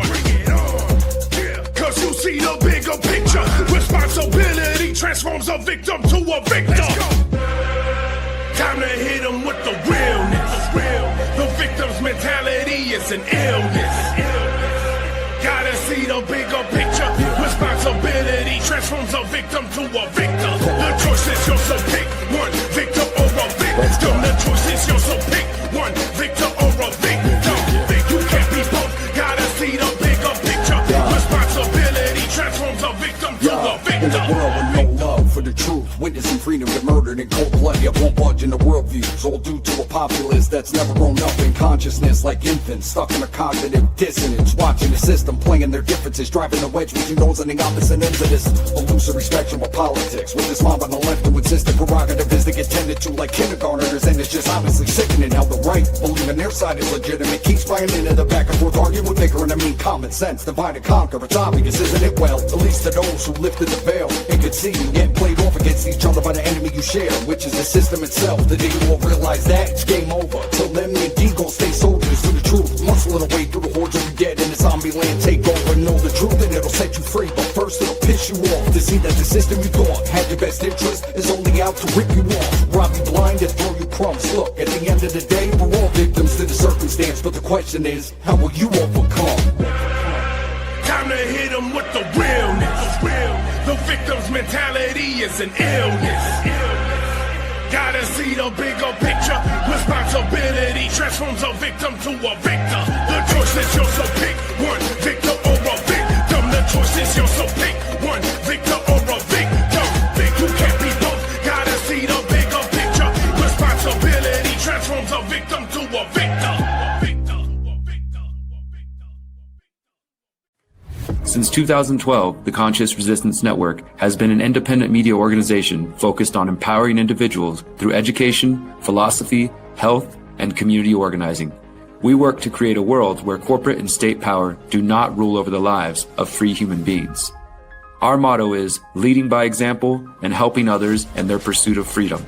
Visit theconsciousresistance.com to find our articles, documentaries, interviews, podcasts, books, and more. Remember, you are powerful, you are beautiful, and you are free.